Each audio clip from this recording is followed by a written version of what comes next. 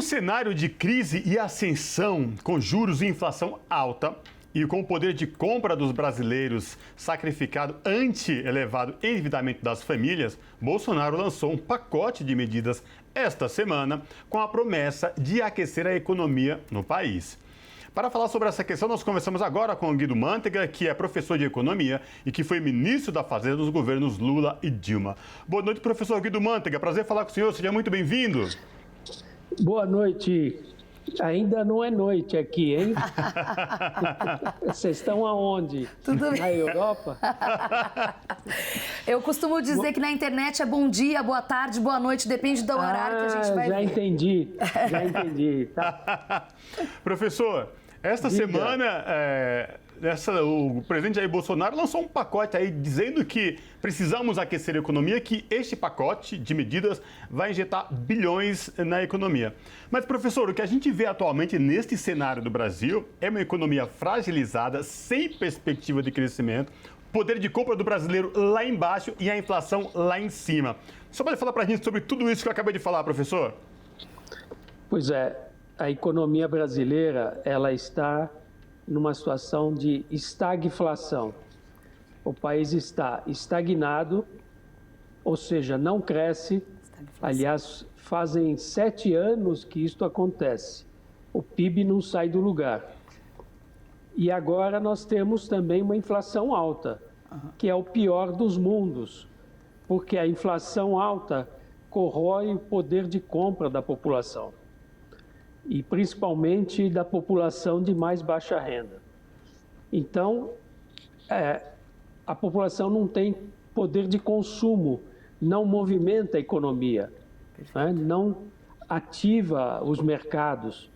Dessa maneira, então, o desemprego continua e fica tudo como está. E agora, com a questão da guerra, né, a situação está piorando, porque a inflação vai ser maior ainda. O ano passado já passou de 10%. Esse ano ela deve chegar a cerca de 8%. Então você veja quanto de poder aquisitivo a população está perdendo. Então, em contrapartida, o Banco Central aumenta muito a taxa de juros. E quando ele aumenta a taxa de juros, ele diminui ainda mais o investimento, o consumo, o crédito, né? Vai tomar um crédito para ver como é que fica a situação. Além disso, a população brasileira está endividada. Então, além de empobrecida, endividada, que já são anos em que a situação não está boa. Então, as pessoas pedem crédito muitas vezes para pagar contas que não pagaram, e assim vão se endividando e fica uma bola de neve. Então, eu diria que a situação da economia brasileira é a pior possível. Aí o pessoal vai dizer, não, mas é culpa da guerra, né? Os bolsonaristas poderão dizer, não é uma má gestão, é culpa da guerra, Da pandemia. é culpa da pandemia. Exatamente. E eu digo, não é verdade, porque se você olhar os outros países do mundo, todos estão crescendo mais do que o Brasil. Ministro, tivemos alguns dados essa semana que às vezes confundem nós leigos, né? E eu gostaria que o senhor nos ajudasse a entender isso. Tivemos Sim. uma manchete nesta semana dizendo que o desemprego atingiu a menor taxa. Atenção, 11%, menor taxa. Mas que nunca os brasileiros tiveram tão baixa renda. E informalidade também. E a informalidade. Então, eu queria que o senhor nos ajudasse a entender como esses dois dados se batem e até convergem, né? Quer dizer, pode não estar havendo tanta taxa de desemprego, mas será que as pessoas estão desalentadas, né? Deixaram de procurar? Estão indo para a informalidade? Então, nos ajude a entender esses dois dados. Sim, de fato, o nível de desemprego virou o ano em 11%, né? A média do ano passado foi maior do que isso. Nós tivemos em 2020 um desemprego de 14%, que é um grande recorde.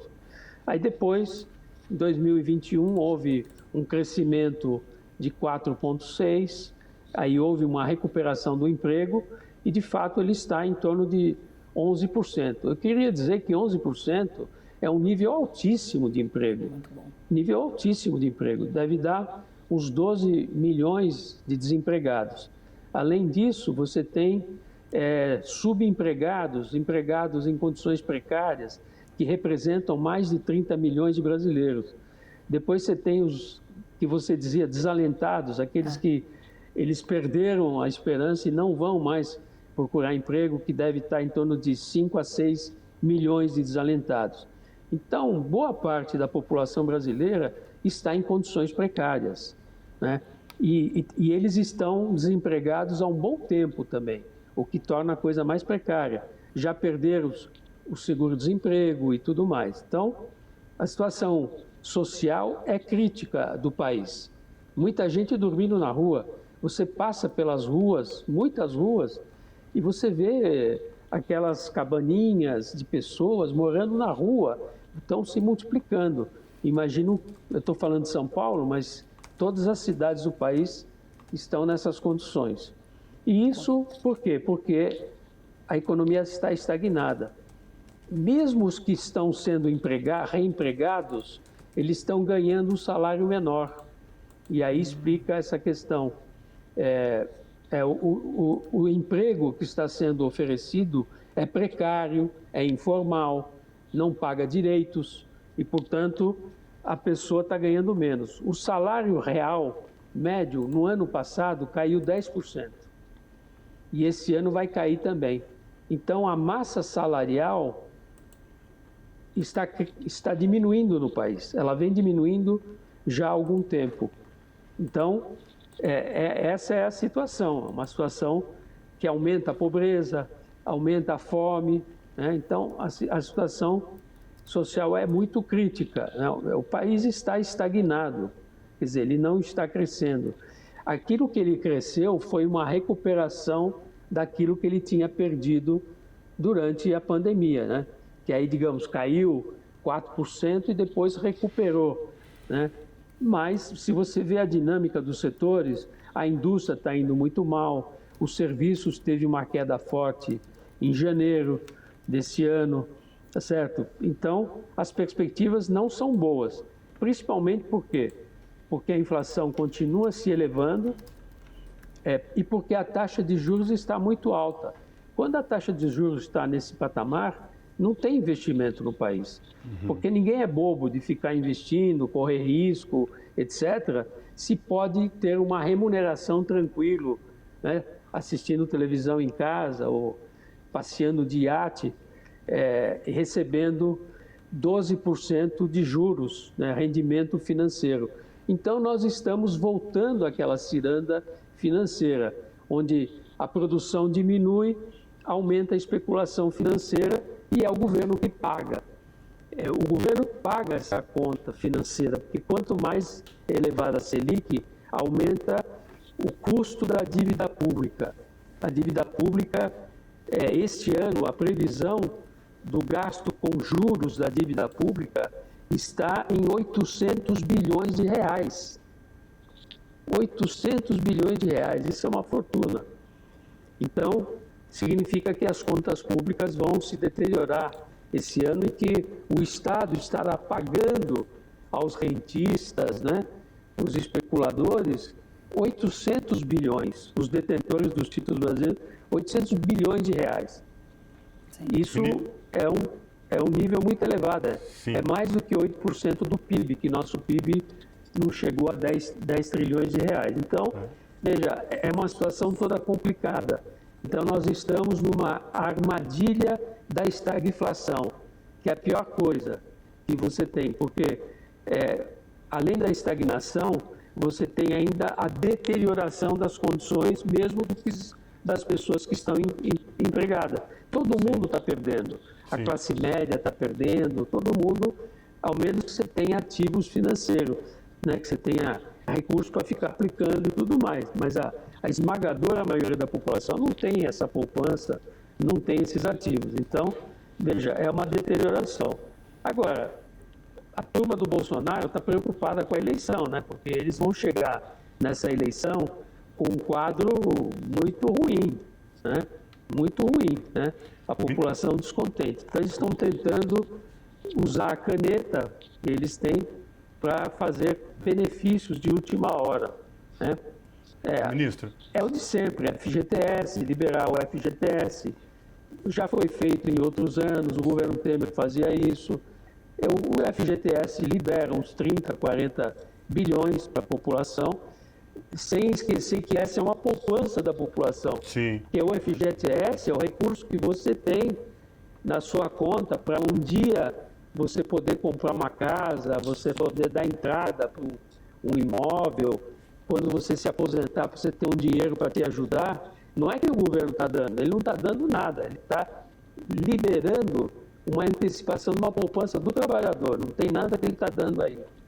Ministro, então, diga. Outra situação também que chamou muita atenção nesta semana foi esse aumento de preço dos combustíveis assustador que pegou todo mundo, né, arregalando os olhos. E esta semana também, ministro, eu li uma informação de que as pessoas começaram, Maria Tereza, vejam só, a comprar um botijão de gás parcelando em 10 vezes. Mas, ministro, um botijão de gás dá para um mês. Como é que eu compro um botijão de gás e parcelo ele em 10 vezes? Essa conta não bate, não é, ministro?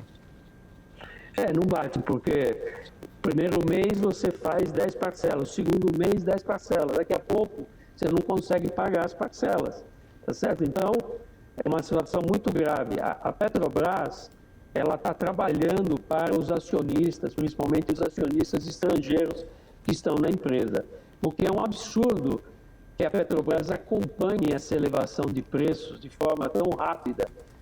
O petróleo sofreu um impacto com esta guerra, né, da Rússia, então subiu até 125 dólares o barril, né?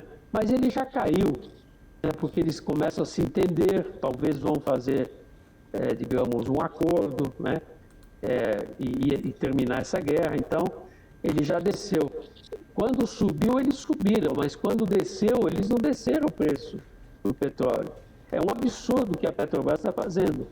A Petrobras tornou-se uma das empresas petrolíferas mais rentáveis do mundo, e eu não vejo nenhuma razão para isso. Ela é mais rentável que a Exxon, que a Shell, que as empresas chinesas, tá certo? E só por causa do preço. Ela não precisaria cobrar esse preço extraordinário, porque ela teria lucros elevados cobrando 70% desse preço, 60% desse preço. Ela causa um aumento da inflação e causa um aumento da taxa de juros. Então, você veja a conta que nós estamos pagando para sustentar o quê?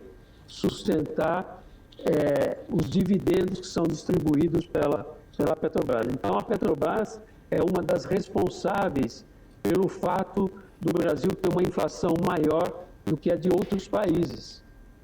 Então, os outros países estão maneirando, né?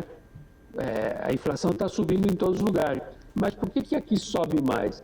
Por causa da Petrobras, por causa da tarifa de energia também, que é superior àquilo que deveria ser.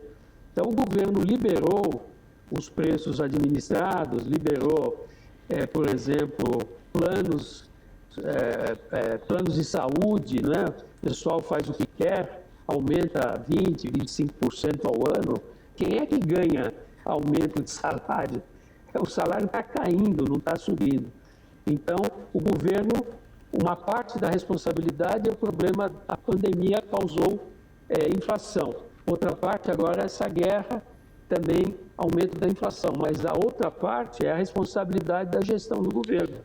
Então, a nossa inflação é uma das maiores do mundo por causa da gestão errada que o governo faz, principalmente no setor de energia. Porque isso que o senhor falou, ministro, de fato, a cesta básica essa semana atingiu valores altíssimos e a tendência, né, é aumentar. Eu até gostaria de ouvir o senhor falar sobre isso por conta da Rússia, né, da situação da Rússia e Ucrânia. E hoje, o trabalhador que ganha um salário mínimo, ele compromete mais de 56% da renda dele para comer. E aí a minha pergunta estamos, né, analisando aí a distância, vendo o caminhar da guerra, vai piorar na sua avaliação? A gente ainda não chegou no fundo do poço, por assim dizer? E outra coisa, ministro, aproveitando essa pergunta da Maria Tereza, colocar a responsabilidade toda na guerra é muito simples, porque essa deteriorização da economia brasileira, ela já vinha dando sinais, não é de hoje. Então, colocar a culpa na guerra Rússia e Ucrânia é muito simples e fácil, né, ministro? Exatamente. É um pretexto que o governo vai usar, né? Mas ele não vai querer ver as comparações que a gente está toda hora fazendo. Mas por que o Brasil tem uma inflação maior do que todos os outros países? Por que o Brasil tem uma taxa de juros maior do que os outros países? Por que nós temos um desemprego maior? Então, tudo isso vai bater na gestão do governo Bolsonaro, quer dizer, uma gestão ruim. Ele não sabe lidar com crises. O governo não está habilitado a administrar as crises, né? Então faz tudo errado. Imagina quanto estão ganhando os funcionários de alto escalão da Petrobras. Eu vi outro dia um número que o presidente da Petrobras ganhou 1.600.000 de bonificação, de bônus. Quer dizer, é um escândalo, tá certo? Quando a Petrobras estava sob a administração do governo petista, o salário era 1/3 do que eles pagam hoje. E já era o maior salário da República, aqui do governo, né? Governamental. Então, eles estão trabalhando para si mesmos, né? E para os acionistas, porque eles distribuíram mais de 60 bilhões de reais em dividendos. Agora, a segunda parte da pergunta é se vai piorar. Eu acho que, assim, nós estamos num momento de grande instabilidade, o que dificulta a nossa capacidade de projeção do que vai acontecer, né? O que eu acho? Eu acho que essa guerra deverá acabar em breve, porque ela está prejudicando todos, né? Ela está prejudicando, digamos, a Rússia em termos econômicos, estou falando, não estou falando em termos políticos. Em termos econômicos, você vai ter uma baita recessão na Rússia. O PIB vai ser negativo. Está faltando gêneros de primeira necessidade na Rússia, né? Porque todo o comércio ficou atrapalhado. Ela não consegue exportar, não consegue importar. Esse boicote que foi feito é o maior que eu já vi. Eu nunca vi um boicote tão grande como eles fizeram. Eles conseguiram fazer um cerco geral, tá certo? A União Europeia se uniu com os Estados Unidos, né? Então, veja, vai ter um prejuízo econômico para a Rússia, vai ter um prejuízo também para a Europa, porque a Europa depende do abastecimento da Rússia, né? Mas eu acho que talvez mais 15 dias, um mês, você possa ter aí um acordo. Agora, não quer dizer que esse acordo vai desmanchar os constrangimentos que foram colocados para a Rússia. Por exemplo, a Rússia não tem exportado produtos agrícolas para o Brasil, né? Implementos agrícolas para o Brasil. E o pessoal aqui no Brasil que tem esses implementos para vender para a agricultura já triplicou o preço. Então, fatalmente, os preços agrícolas continuarão subindo por um tempo, tá certo? Então, vai continuar a situação, no curto prazo, vai piorar, no meu entender. E do ponto de vista da inflação, digamos, e do padrão de vida da população. A população já deixou de comer carne vermelha, está comendo... mas mesmo os grãos estão subindo, porque tanto a Rússia quanto a Croácia, como se diz? Ucrânia. A Ucrânia também são exportadores de grãos, né? Então está uma confusão, eles fizeram uma confusão. E lá mistura com Aí a China está antecipando importações para não ficar sem produtos. Então, produtos alimentícios estão para cima. Energia para cima são dois principais ingredientes da inflação, né? Então, eu diria que no curto prazo eu vejo que a situação vai piorar. No médio prazo pode ser que dê uma melhoradinha, mas está dado que no ano de 2022 a inflação vai ser próximo de 7,5% a 8%. né, o governo falava em 5,5%. Quer dizer, já estava errado, né? Já estava errado. E as pressões inflacionárias, independente dessa questão da guerra, também já estavam maiores do que era esperado. Então, a inflação, nós sabemos, tem uma frase do Mário Henrique Simons, que dizia, o ex-ministro Mário Henrique Simons, que a inflação mata e o câmbio aleja, né? Então, você veja, e de fato vai matar de fome uma parte da população, sim, porque os gêneros alimentícios vão subindo, as pessoas começam a substituir, mas chega uma hora, bom, você está comendo só ovo, né? Proteína é ovo, não tem mais frango, né? Não tem mais carne, tudo está caríssimo, né? Então o pessoal está comendo ovo. Mas outro dia eu vi que subiu o preço do ovo. Também. Subiu. Alguém me falou que eu não gosto de ovo, então eu não sei exatamente. Mas subiu. Mas me falaram, o preço do ovo triplicou, é verdade uma coisa dessa? Porque o ovo sempre foi um alimento muito barato, né? Já tem supermercado...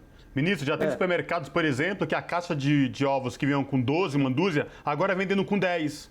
Uma dúzia de 10, só para você ter uma ideia. Pois é. O lance todo é fazer como eu, que tem umas galinhas no quintal que botam o ovo ali. Você pode começar a vender. Exato. Rentabilizar. Não está fácil para ninguém. Ex-ministro Guido Mantega, professor de economia, foi ministro da Fazenda nos governos Lula e Dilma. Ministro, infelizmente nosso tempo acabou, mas obrigada mais uma vez pela participação e até uma próxima. Prazer falar com vocês, Cosme, Maria Tereza, até a próxima. Abraço. Tchau.